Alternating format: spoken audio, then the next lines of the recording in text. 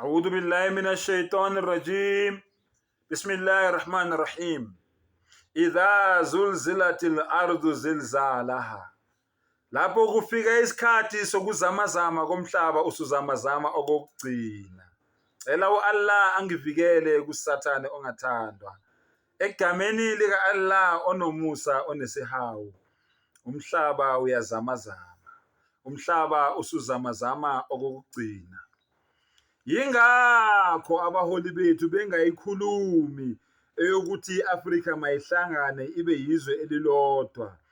Bazi kahle ngeBerlin Conference noma umhlangano owabanjelwa ezweni lamaJalimane ukuze kuthathwe izwekazi lase-Afrika, umhlaba walo kanye nezimbiwa phansi zalo kanye ne-oyila walo nazo zonke izimbiwa phansi zalo. Bazi kahle abaholi bethu yingakho bengafuni iAfrika ihlangane. Basaba ukuthi kovela amahlazo njengoba ubaba uMkhwanazi eseqalile ukuwaveza. Kodwa okungapheli kuyahlola, so icela ivuthiwe, umhlaba uyazamazama. Uyabona lento abayenza kubaba uMkhwanazi ayikho, nabo bayazi. Inkinga bakhohlakele, manje bazama ngezindlela zonke ukumvimba khona bengeke baboshwe. Bayabona manje ukuthi amahlathi abashele akusekho ukucasha.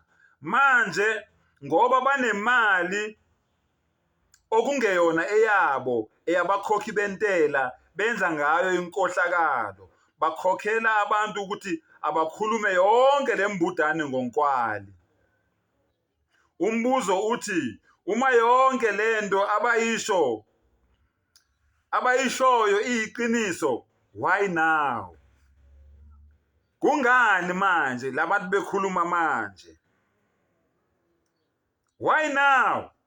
Sonke lesikhathi bebethuleleni, ayikho lento. Ngisho nengane esenkulisa iyabona. Ubaba uMkhwanazi kwale nkosi donga zibambe ziqine baba. Wazi ukuthi lonke izwekazi lase-Afrika liyakweseka, limi nawe. Siyazi ngeke kube lula, yinde lendlela esihambayo. Yinde lendlela esihambayo, siyazi ukuthi yinde lendlela esihambayo. Kodwa ngelinye ilanga konke kohlala obala okwempahla yembuzi, koduma izintaba. Kwenanela izintaba, ukhale ombayimbayi. Umhlaba uyazamazama. Umhlaba usufike ekugcineni. Lalela ma-Afrika, lalela ulalelisise. Umhlaba uyazamazama. Kubo le makhehla, kubo le zalukazi, kubo le mama, kubo le baba, kubo le bhuti, kubo le sisi, kubo le abafundisi abesithi basindisiwe kanti insindiso yabo inokuthwala phakathi.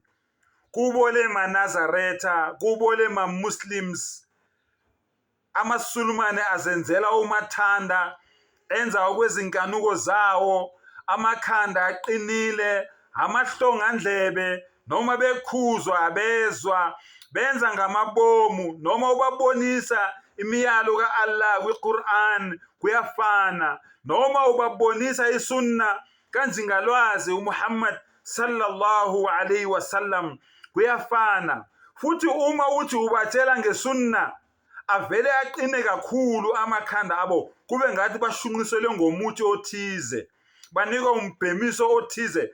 Kwathiwa bhemani lapha, ningaphinde nilandele iQuran nesunna, nilalele kuphela ningenzi.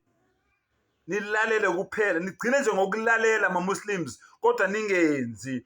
Qhubekani niqinise amakhanda, nijabulise usathane. Gazi kwakhala nyonini kuma-Muslims. Njengoba amakhanda eqine kangaka, lama Muslims athanda ibhida ungapheka amatshe namakhanda awo. Believe me, amatshe angavuthwa kuqala ngoba benza ngamabomu, iqiniso belazi. Kobonakala sekuqoqwa ngoba ngelinye ilanga umuntu liyomshonela ilanga. Ama-Muslims ayadelela, ama-Muslims awezwa, ama-Muslims awalaleli, ama-Muslims anempakamo, kodwa umdali ubabhekile futhi bayazi.